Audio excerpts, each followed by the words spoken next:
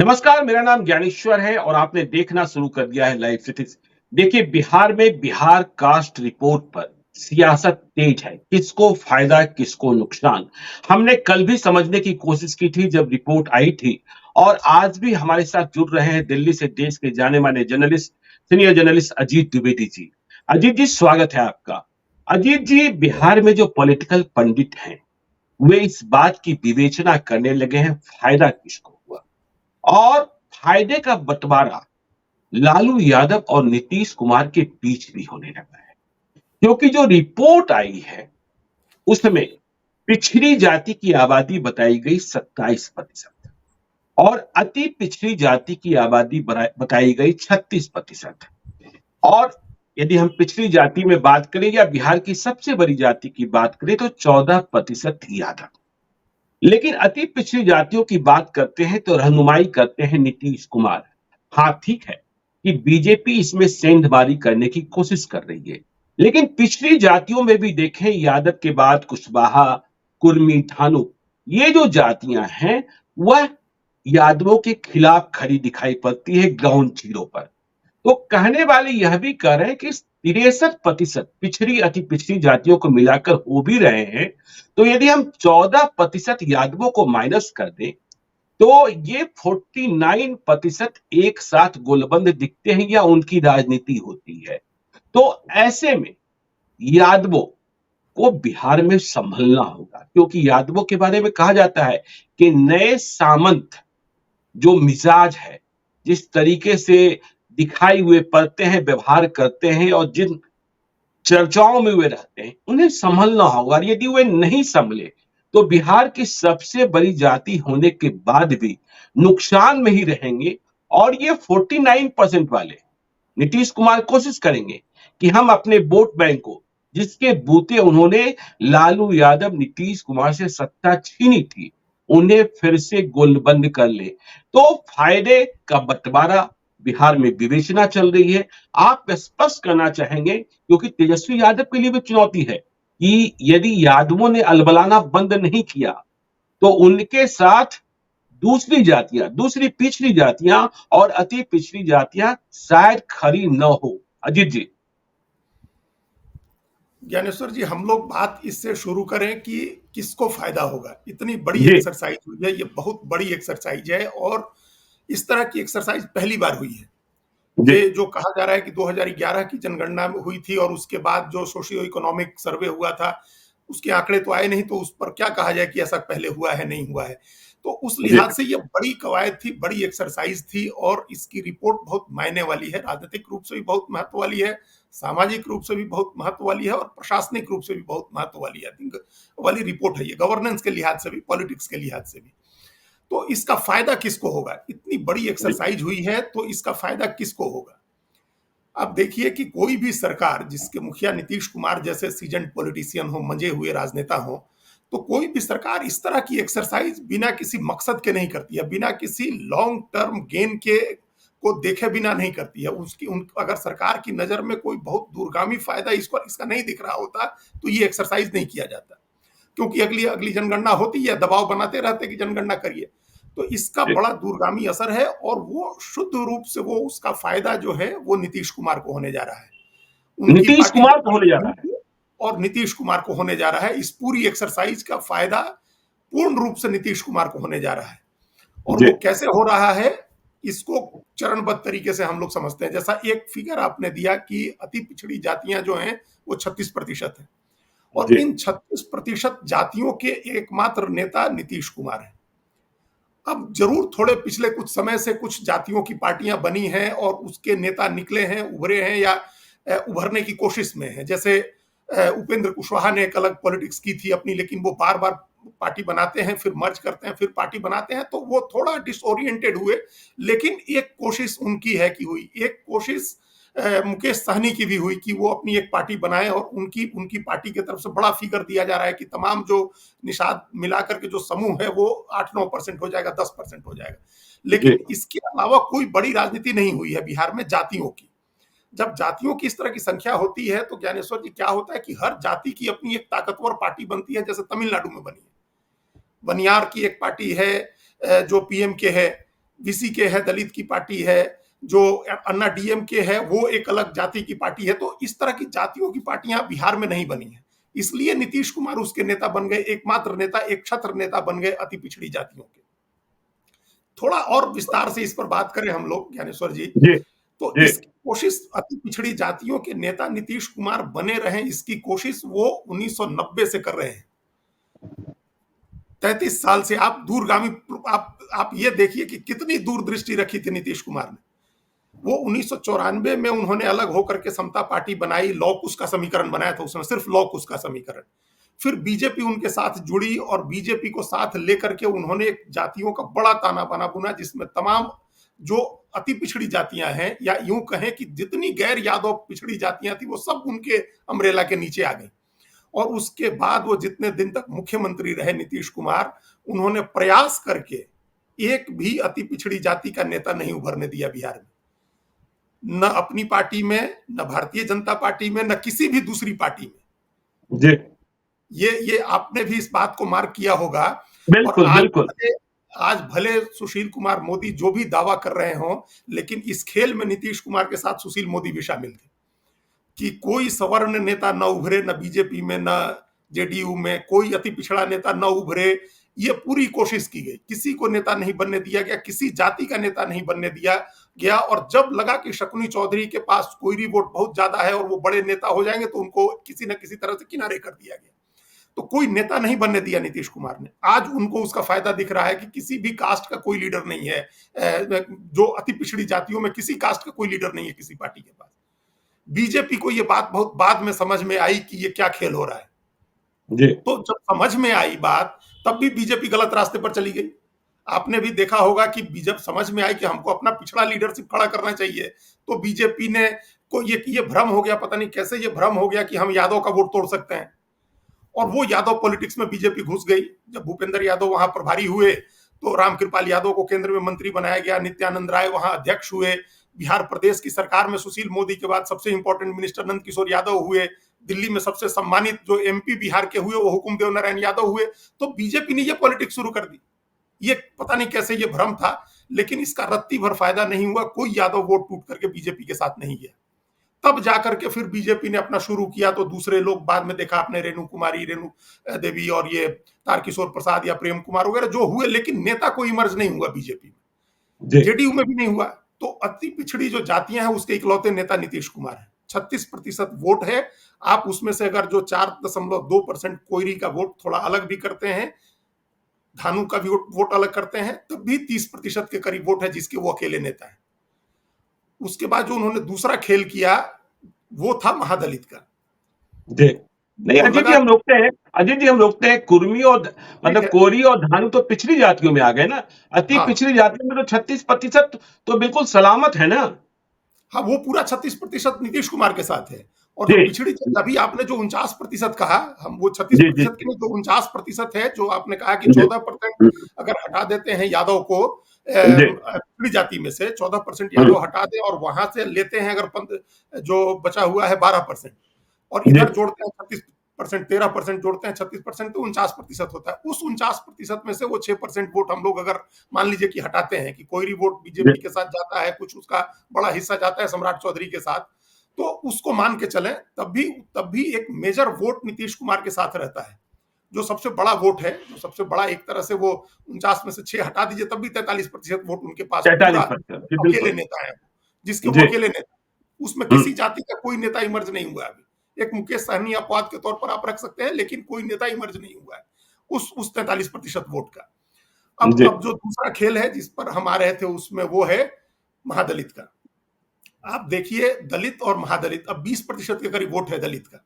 और ये कब भांप लिया था नीतीश कुमार ने? जिस समय पहले चुनाव में इमर्ज हुआ, पहले चुनाव में 2004 में जब रामविलास पासवान ने अपनी पार्टी बनाई, लोक जनशक्ति पार्टी, और 24-25 सीटें जीत करके उन्होंने कहा कि सत्ता की चाबी हमारे हाथ में है, और सरकार नहीं बनी। उस दिन नीतीश कुमार के दिमाग में ये बात आ गई होगी कि अब इसमें सेंध लगाना होगा, इसको अलग अलग करना होगा, इसको डिवाइड करना होगा। और उन्होंने जब सरकार में आए तो उन्होंने डिवाइड कर दिया, और दलित में सिर्फ किसको रखा? तो दुसाध और उसकी जो 1-2 उपजातियां हैं वो दलित हो गई, और बाकी सारी जातियां महादलित हो गई। तो उस महादलित में 3% वोट के एक नेता दिख रहे हैं। अगर मान लें हम लोग कि मुसहर के नेता जीतन राम मांझी हैं, तो वो 3% वोट के मालिक हो गए, 3% वोट के नेता हो गए। जी उसके बाद कितना वोट बचता है? 12% दलित का, महादलित का। उसके भी नेता नीतीश कुमार हैं। ये देखिए ये कैसी मतलब राजनीति का गेम कैसे सजाया हुआ है नीतीश कुमार ने, कि 43% पिछड़े अति पिछड़ों के नेता और 12% के करीब महादलित के नेता। और इसके बाद फॉरवर्ड भी अपना नेता अगर चुनने की बात आएगी कि वो आरजेडी के साथ जाता है कि जेडीयू के साथ जाता है, जब इन दोनों में से, तो उसकी पहली पसंद नीतीश कुमार है। ये तो कोई कहने की बात ही नहीं है। तो उसका भी एक बड़ा हिस्सा उनके साथ हो गया। और आप देखिए कि मुसलमान भी भरोसा करते हैं बीजेपी के साथ होने के बावजूद नीतीश कुमार पर, तो उसका हाँ, भी एक हिस्सा 2010 का चुनाव परिणाम सामने है। 2010 का चुनाव परिणाम तो दिखाता ही है ना। देखा हम लोगों ने, सब लोगों ने, कि कैसे 200 जी 206 सीटें एनडीए अलायंस को मिली थी। तो जी, बिल्कुल। उसके नेता भी हो गए। तो ऑलमोस्ट 60% वोट, जिसमें 12%, 13% पिछड़ी जाति और इधर पूरा 36% अति पिछड़ी जाति, 12% के करीब महादलित और कुछ सवर्ण, कुछ मुसलमान, 60% के वोट के अकेले नेता नीतीश कुमार है आज की तारीख में। तो आप सोचिए इस पूरी एक्सरसाइज का फायदा किसको होगा? नीतीश कुमार को। तो अजीत जी, सवाल ये पैदा होता है कि कल से जब से ये रिपोर्ट आई, लालू यादव या आरजेडी कैंप यह मानने लगा, नीतीश कुमार कहते रहे कि आगे की जो राजनीति है, आगे की जो विरासत है, वे तेजस्वी यादव की ओर इशारा भी करते हैं कि इन्हें ही संभालनी है। तो 2025 का लोगों ने मुख्यमंत्री मानना शुरू कर दिया तेजस्वी यादव को। तो 14% यादव, ये जो मैंने कहा कि नव सामंतवाद का आरोप भी लगता है उन पर कि आज की तारीख में वे ही राजपूत, वे ही भूमियारों की तरह बर्ताव कर रहे हैं। तो ऐसे में यदि यादवों ने अपनी दोस्ती, अपने रिश्ते अति पिछड़ों के साथ और अन्य पिछड़ी जातियों के साथ नहीं सुधारा, तो क्या तेजस्वी यादव की राह आसान होगी, या फिर जो राह है मुसलमान और यादव वोट, वे रह जाएंगे और फिर सत्ता नीतीश कुमार या किसी अन्य पिछड़ी जाति या अन्य अति पिछड़ी जाति के नेताओं के पास चली जाएगी? देखिए, अब ये जो एक जो सॉलिडिफिकेशन है ना, वो हुआ है वोट का, आरजेडी के, लालू यादव के वोट का। पहले कहा जाता था कि एमओआई समीकरण में 30% वोट उनके पास है। अब जी। आप कह सकते हैं कि 32% है। हम्म, 14.2 और 17.7 आप कह सकते हैं कि 32% वोट है। तो जी यही जब जाति जनगणना की बात हुई होगी, तो नीतीश कुमार ने जब जब ये प्रपोजल रखा होगा सामने, तो निश्चित रूप से ये समझाया होगा तेजस्वी यादव और लालू यादव को कि आपकी स्थिति भी मजबूत होगी, सॉलिड होगी, क्योंकि आपका वोट भी बढ़ा हुआ होगा, उसमें वो दिखाई देगा। तो वो 30% से बढ़ के 32% हो गया। लेकिन ये अभी तक की हिस्ट्री है। आप 2000 के चुनाव से लेकर के अभी तक के जितने भी चुनाव देखें, तो तो उस वोट में कोई नया वोट नहीं ऐड होता है, कोई दूसरी जाति ऐड नहीं होती है। आम जब भी लोकसभा का चुनाव हो या विधानसभा का, हम उपचुनाव या विधान परिषद के चुनाव की बात न करें, लेकिन उसमें नया वोट नहीं ऐड होता है।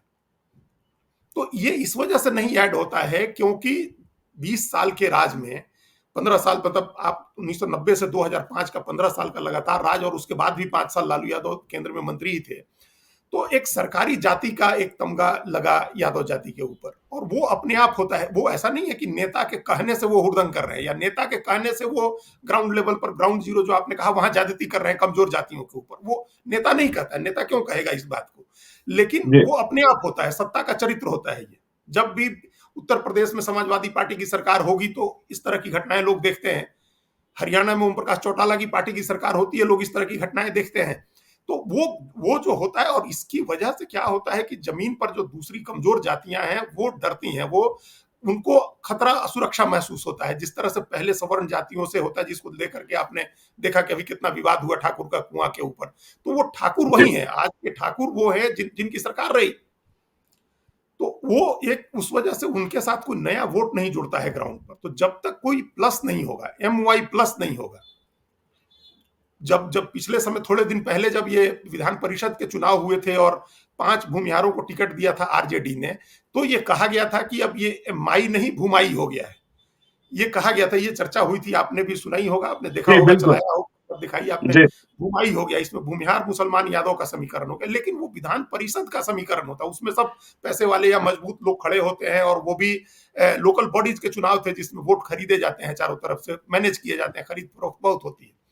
तो उस आधार पर नहीं कह सकते कि कोई एक कास्ट जुड़ा। एक समय ऐसा था जब भूमिहार बीजेपी की तरफ खुल करके रहते थे, तो राजपूत साथ देते थे, आरजेडी का, जब प्रभुनाथ सिंह, रघुवंश प्रसाद सिंह, जगदानंद सिंह सारे नेता होते थे। तो वो एक फिनोमेनन होता है, वो वक्ती होता है, वो एक सर्टेन पीरियड का फिनोमेनन होता है, उससे राजनीति डिफाइन नहीं होती है। तो कोई जाति जब तक प्लस नहीं करेगी, जब तक जुड़ेगी नहीं उसके साथ कोई जाति, तब तक चुनावी जीत की संभावना नहीं है। आप एक बड़ी ताकत हमेशा बने रहेंगे उतना वोट लेकर के, लेकिन सत्ता नहीं मिलेगी। तो अब सत्ता स्थिति नहीं ये हो मिलेगी। गई है, सत्ता नहीं मिलेगी। अब स्थिति ये जी। हो गई है कि सत्ता तभी मिलेगी जब आपके साथ नीतीश कुमार रहे, और यही स्थिति दूसरी तरफ भी है कि बीजेपी को भी सत्ता तभी मिलेगी जब नीतीश कुमार रहे। आपने पहले कहा, हम लोग उस पर आगे अभी बात बिल्कुल, करेंगे, बिल्कुल। आपने पहले कहा ना कि बीजेपी उस वोट में सेंध लगा सकती है उनके अति पिछड़ा जी। वाले वोट में, हुँ। लेकिन वो भी उसके लिए बहुत मुश्किल है। नहीं वो तो वो अजीत जी, हम ये समझना चाहते हैं, मुश्किल तो आप कह रहे हैं, इसका आशय तो ये हुआ कि नीतीश कुमार के बगैर तेजस्वी यादव को सत्ता नहीं मिल सकती है। गैर यादव जो मतदाता हैं या जो जातियां हैं, उसके बड़े चंग के लीडर आज भी नीतीश कुमार है और अति पिछड़ी जातियों के भी। तो क्या आपको लगता है कि महागठबंधन, जिसे अब इंडिया अलायंस कहा गया है, तेजस्वी यादव को मुख्यमंत्री बनाने के लिए अति पिछड़ी जातियों के वोट बैंक को और गैर यादव पिछड़ी जातियों के वोट बैंक को आसानी से नीतीश कुमार आरजेडी के लिए ट्रांसफर करा पाएंगे, आरजेडी उम्मीदवारों के लिए, जैसा कि उन्होंने 2015 में करा दिया था? या फिर इसमें सेंधमारी हो जाएगी और बीजेपी फायदा उठाने की कोशिश करेगी? ये बात अब आगे आएगी, आप देखिएगा जिस समय इस बात की, जब 2025 में अगर चुनाव होता है, समय पर चुनाव होता है, तो ये जी। बात आएगी और इस बात को रेसिस्ट किया जाएगा, रोका जाएगा कि तेजस्वी यादव को सीएम का कैंडिडेट बना करके चुनाव लड़ना ठीक नहीं होगा। जी। क्यों ठीक नहीं होगा? क्योंकि फिर उस वोट को साथ में ले आना, जोड़ना वो मुश्किल हो जाएगा। 2015 में वो वोट ट्रांसफर इसलिए हुआ था क्योंकि मुख्यमंत्री का चेहरा नीतीश कुमार थे। तो नीतीश कुमार के अपने चेहरे पर सारा वोट ट्रांसफर हो सकता है। जितना भी कमजोर, वंचित, जो भी वल्नरेबल ग्रुप्स हैं बिहार में, चाहे वो दलित हो, पिछड़े हो, अल्पसंख्यक हो, महिलाएं हो, जो भी वल्नरेबल है, जो भी कमजोर ग्रुप है, वो अपना भरोसा देखता है नीतीश कुमार में, उनके नाम पर तो वो चला जाएगा। लेकिन जी। जैसे ये बात होगी कि तेजस्वी यादव को मुख्यमंत्री पद का दावेदार बना करके चुनाव लड़ा जाए, वैसे ही अति पिछड़ा वोट जो है वो डरेगा, बिदकेगा, या तो वो फिर वोटिंग से दूर करेगा अपने को, या फिर दूसरा ऑप्शन खोजेगा। अगर नीतीश कुमार ये करते हैं कि उनके चेहरे पर चुनाव लड़ते हैं, तो ये मुश्किल हो सकती है, तब बीजेपी को फायदा हो सकता है, क्योंकि बीजेपी जी। फिर अपना कोई अति पिछड़ा चेहरा प्रोजेक्ट कर सकती है, या बीजेपी बिना कोई चेहरा प्रोजेक्ट किए हुए ये मैसेज बना सकती है कि हम किसी अति पिछड़े को बनाएंगे। पिछड़ी जातियों में जितने हैं, जो अभी पिछड़ी जातियां हैं, उनकी स्थिति कमोबेश फॉरवर्ड जातियों की तरह ही हो गई है कि उनको लेकर के आशंका रहती है। अति पिछड़ों में, दलितों में, महादलितों में एक आशंका रहती है। तो उधर से भी कोई चेहरा अगर प्रोजेक्ट किया जाता है और वो किसी दबंग जाति का होता है, तो हो सकता है मुश्किल हो। तो चेहरा नहीं प्रोजेक्ट करना होगा, चेहरा प्रोजेक्ट करके आरजेडी चुनाव, आरजेडी जेडीयू साथ में रहते हैं, तब भी चेहरा प्रोजेक्ट करके, और अगर नीतीश का चेहरा नहीं प्रोजेक्ट होता है, नीतीश का चेहरा नहीं है, तो मुश्किल होगी चुनाव में। चलिए, मुश्किल होगी, लेकिन हम ये समझना चाहते हैं अजीत जी कि आप कह रहे हैं मुश्किल होगी, तो अब ये नई बहस भी शुरू है कि जो लालू यादव ने ही कहा था कल, जैसे ही रिपोर्ट आई, कि जिसकी जितनी संख्या उसकी उतनी हिस्सेदारी। देखिए, अब अति पिछड़ी जातियों ने भी पूछना शुरू कर दिया है और गैर यादव पिछड़ी जातियों ने भी। यदि हम बिहार कैबिनेट की बात करें, जिसे लीड करते हैं मुख्यमंत्री हैं नीतीश कुमार, टोटल 31 इंक्लूडिंग नीतीश कुमार बिहार में मंत्री, मुख्यमंत्री समेत हैं। इनमें 8 जो मंत्री हैं वे यादव हैं।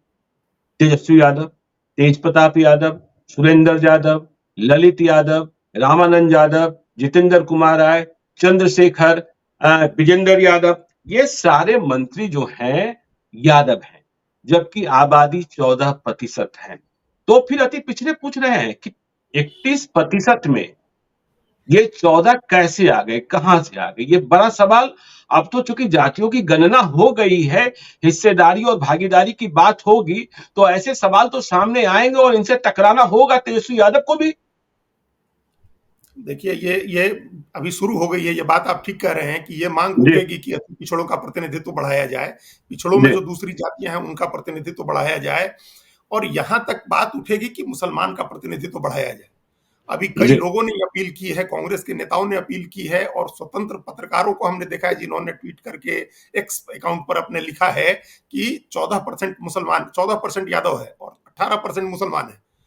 तो नेता क्यों नहीं मुसलमान का होना चाहिए? अगर एमओआई समीकरण का नेता किसी मुसलमान को क्यों नहीं होना चाहिए? जी। भाई एमओआई समीकरण में 18% की जो जाति है उसको उसका आप नेतृत्व करिए, फिर बाकी लोग उसको फॉलो करें, वो नेता हो। लेकिन अब स्थितियां ऐसी हैं कि उसका नेता नहीं हो सकता और वो लोग अपनी तरफ से इस बात के लिए असर्ट नहीं भी करेंगे। लेकिन जो बाकी जातियां हैं जो ये इसलिए असर्ट नहीं करेंगे क्योंकि हिंदुत्व की राजनीति अभी जिस तरह की है उसमें वो फिर आइसोलेट हो जाने का एक खतरा रहता है। लेकिन बिल्कुल, बाकी बिल्कुल। दूसरी जातियां तो इस बात के लिए असर्ट करेंगी, जो अति पिछड़ी जातियां हैं जिनका 36% जिनकी आबादी है, वो चाहेंगी कि उनका प्रतिनिधित्व बढ़ाया जाए और ये कॉन्स्टेंटली इसका प्रेशर बना रहेगा चुनाव तक। वही हमने जो अभी हम लोग पहले सवाल में डिस्कस कर रहे थे कि जब जी। मुख्यमंत्री का चेहरा तय करने की बात आएगी तब भी ये दबाव होगा कि नेता कौन होगा। नेता कोई ऐसा होना चाहिए है जो जो ज्यादा बड़े जातीय समूह को रिप्रेजेंट करता हो। तो ये दबाव मुख्यमंत्री पद का दावेदार तय करने के समय भी होगा, अभी मंत्रियों के उसमें भी होगा और ये दबाव आगे बना रहेगा। ये दबाव बनाया जाएगा सरकारी नौकरियों में दाखिले में आरक्षण की सीमा बढ़ाने के लिए ताकि उनको ज्यादा आरक्षण मिले और ये होगा। ठीक है। अभी अभी जी। ये होगा और ये देखिए बीजेपी जो दो आगे दांव चलेगी उसमें एक बड़ा दाव ये होगा जस्टिस जी रोहिणी आयोग का की रिपोर्ट का, जिसके जी, आधार पर रोहिणी रोहिणी कमीशन की रिपोर्ट। जी, बिल्कुल। बीजेपी की काट को भी समझना बहुत आवश्यक है। आपने रोहिणी कमीशन की चर्चा कर दी। हाँ, बिल्कुल बताइए, रोहिणी कमीशन की रिपोर्ट में आने वाली एक बात ये कही जा रही है। हाँ, ये भारत सरकार ने 2017 में जस्टिस रोहिणी आयोग का गठन किया था, 2017 में। और जी। कई बार के एक्सटेंशन के बाद 11 बार के एक्सटेंशन के बाद फाइनली जस्टिस जी रोहिणी ने अपनी रिपोर्ट भारत सरकार को सबमिट कर दी है। तो ये रिपोर्ट कब सबमिट की गई? जब भारत सरकार को, भारतीय जनता पार्टी को ये अंदाजा हो गया कि बिहार में अब जातीय जनगणना की रिपोर्ट आने वाली है और उस समय उसकी काट के लिए हमारे पास कुछ चीजें होनी चाहिए, क्योंकि ये मोटे तौर पर तो सबको पता ही है ना कि अति पिछड़ी जातियों की आबादी ज्यादा है। तभी तो बिहार में अति पिछड़ी जातियों को 18% आरक्षण है और पिछड़ी जातियों का 12% है, या कर्पूरी ठाकुर के समय भी अति पिछड़ी जातियों को 12% था और पिछड़ों को 8% था। तो वो इसलिए क्योंकि अति पिछड़ी आबादी ज्यादा है। तो जो जस्टिस जी रोहिणी आयोग की रिपोर्ट है मोटे तौर पर ज्ञानेश्वर जी, उस रिपोर्ट में ये कहा गया है कि देश की जो 2700 पिछड़ी जातियां हैं उनमें से 900 के करीब अति पिछड़ी जातियां ऐसी हैं जिनको आज तक आरक्षण का कोई लाभ नहीं मिला। जी, 900 जातियों को, 900 जातियों 900 को। जातियों को, जी, 947 इस तरह से समथिंग वो जातियां हैं। रिपोर्ट आएगी तो पक्का पता चलेगा, जी।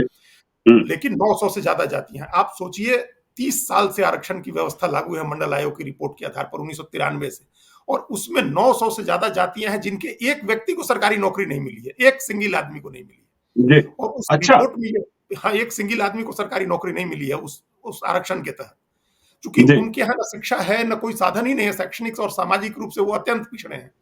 और 26-27 जातियां ऐसी हैं पूरे देश की जिनको आरक्षण का अधिकतम लाभ मिला है। उसमें जिनमें यादव है, यादव भी वो होंगे। हाँ, सर्वप्रथम है वो। जी।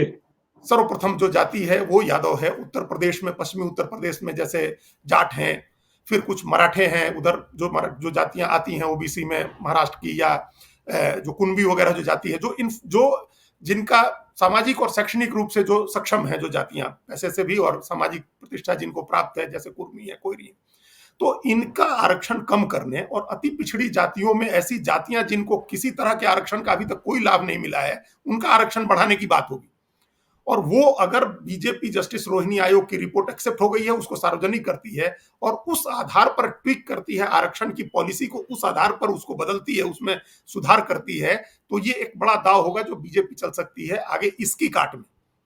क्योंकि फिर उसके लिए जरूरी हो जाएगा कि इतनी बड़ी पिछड़ी जाति की जो आबादी है उसका वर्गीकरण किया जाए। ये सब जी। कैटेगराइजेशन के लिए ही वो आयोग बना था। उस आयोग ने सब जी। कैटेगराइजेशन के कई उसने सुझाव दिए हैं। तो जी। सब कैटेगराइजेशन के हिसाब से 3 या 4 हिस्सों में ओबीसी जातियों को बांट दिया जाएगा। उसमें हुँ, जो हुँ। सबसे इन्फ्लुएंशियल जाति होगी वो आइसोलेट होगी, क्योंकि उसको आरक्षण का बहुत ज्यादा लाभ मिल चुका है। तो उसका आरक्षण कम होगा क्रमशः। इसी तरह जो सबसे कमजोर है उसका आरक्षण सबसे ज्यादा होगा। तो ये तो आपको एक कौन-कौन सी जातियाँ दिखाई पड़ती है जो आइसोलेट हो जाएगी, रोहिणी कमीशन की रिपोर्ट आने के बाद? जैसे बिहार में जो जातियां आइसोलेट होंगी उसमें 2 प्रमुख जातियां होंगी, या 3 मानिए। जो पिछड़ी जाति में सबसे प्रमुख जातियां हैं जी। यादव, कोयरी और कुर्मी, जी। जिनका जिनका आरक्षण कम किया जाएगा, जिनको आरक्षण का हुँ। लाभ पर्याप्त मिला हुआ है, इनका आरक्षण कम किया जाएगा। उत्तर प्रदेश में आप आएंगे तो पश्चिमी उत्तर प्रदेश में जो जाट हैं वो आइसोलेट होंगे, कुणबी होंगे महाराष्ट्र में, और ये अपना जो और दूसरी इस तरह की कुर्मी कोयरी उत्तर प्रदेश में भी होंगे। रेड्डीज जी, होंगे जिनको जहां मिल रहा है, जो वोकालिगा है, जैसे वहां कर्नाटक में, आंध्र प्रदेश में कापू और कम्मा है, जो मजबूत जातियां हैं ओबीसी की, उनको जिनको आरक्षण का पर्याप्त लाभ मिल चुका है, वो 27-28 जातियां होंगी, उनका आरक्षण कम किया जाएगा। और ये नीचे से जो 900 जातियां हैं, या उसके अलावा भी कुछ 9-10-100 ऐसी जातियां हैं जिनको बहुत कम मिला है आरक्षण का लाभ, उनको दिया जाएगा। तो आप सोचिए आपके बिहार में, हमारे बिहार में क्या होगा कि जो सबसे कमजोर जातियां हैं, जैसे नोनिया होते हैं, बिंद होते हैं, तेली होते हैं, बढ़ई, लुहार, इस तरह की जितनी जातियां हैं, इन सबको आरक्षण का फायदा होगा। और आप जानते हैं कि अगर बीजेपी ये करेगी तो उसका कितना बड़ा प्रचार करेगी। ये बिल्कुल, मैसेज एक एक बिल्कुल। आदमी के पास पहुंचेगा कि उनके लिए बीजेपी ये प्रोविजन कर रही है, ये जी, अमेंडमेंट कर रही है और उनको दे रही है, आरक्षण का लाभ दे रही है। और जी। आपने किया, जाति जनगणना कराई आपने, लेकिन उस आरक्षण, उस आंकड़े के आधार पर लाभ अत्यंत पिछड़ों को हम दे रहे हैं। बीजेपी इस बात का प्रचार करेगी, वो एक बीजेपी की काट हो सकती है। अजीत जी, हमने एक चीज और देखी, आज नोटिस की, आज बिहार कैबिनेट की बैठक हुई। कल बिहार कास्ट सर्वे की रिपोर्ट आई थी, इस पर सियासत शुरू हुई। लेकिन नीतीश कुमार ने सवर्णों के लिए भी, जो ईडब्ल्यूएस हैं, आर्थिक रूप से पिछड़े सवर्ण हैं, उनके लिए भी बैटिंग आज से शुरू कर दी है। आज बिहार की कैबिनेट ने फैसला किया कि बिहार न्यायिक सेवा, बिहार जुडिशियल सर्विस में भी जो ईडब्ल्यूएस वाले लोग हैं, आर्थिक रूप से पिछड़े सवर्ण हैं, उन्हें आरक्षण का लाभ प्राप्त होगा। ठीक इसी प्रकार से लॉ कॉलेजेस के लिए तो नीतीश कुमार उधर भी अपना ध्यान केंद्रित किए हुए हैं। अति पिछड़ों के साथ सवर्णों को जोड़ने की पॉलिटिक्स में भी काम कर रहे हैं। अभी 2 दिनों पहले ही जेडीयू के मुख्य प्रवक्ता नीरज कुमार ने कहा था, ईडब्ल्यूएस रिजर्वेशन तो ठीक है, लेकिन केंद्र की सरकार जिस तरीके से बिहार में ईडब्ल्यूएस वालों को हम स्कॉलरशिप भी दे रहे हैं, पूरे देश में स्कॉलरशिप क्यों नहीं दिया जा रहा है आर्थिक रूप से पिछड़े सवर्णों को? तो नीतीश ये दांव भी खेल रहे हैं। तो ये इंडिपेंडेंट पॉलिटिक्स के लिए नीतीश कुमार की पोजीशनिंग है, और इस बात को आरजेडी के नेताओं को बहुत गंभीरता से देखना समझना चाहिए। ये जी, इंडिपेंडेंट पॉलिटिक्स के लिए उनकी अपनी पोजीशनिंग है, या ये ऐसी पोजीशनिंग है जिसमें वो अपनी अपरिहार्यता और ज्यादा बनाते जा रहे हैं, अपनी अनिवार्यता और ज्यादा बनाते जा रहे हैं। और ये हम लोगों ने पहले सवाल में डिस्कस किया है कि फॉरवर्ड का एक बड़ा वर्ग उनको अपना नेता मानता है। जी, उनको, उनके साथ रहने में वो सहज महसूस करता है, उनसे कोई दिक्कत किसी तरह की नहीं होती, कोई कॉन्फ्लिक्ट नहीं होता है ग्राउंड पर भी, और पॉलिटिकल स्पेस में भी कोई कॉन्फ्लिक्ट नहीं होता है। तो उनके साथ कोई टकराव नहीं है, उनकी जाति के साथ सामाजिक टकराव नहीं है। तो फॉरवर्ड भी अपना एक नेता मानता है उनको।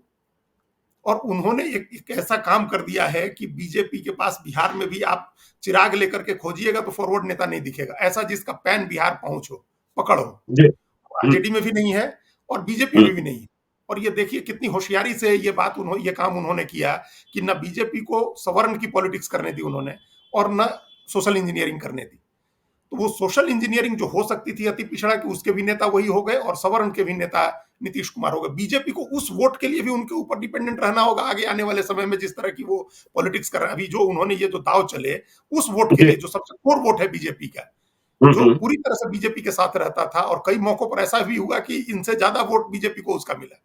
जी, लेकिन अब ये पॉलिटिक्स जो है, जो जुडिशियल सर्विसेज में, लॉ कॉलेजेस में, या पूरे देश में स्कॉलरशिप की मांग करना, ये उस वोट को इंडिपेंडेंटली एड्रेस करना है।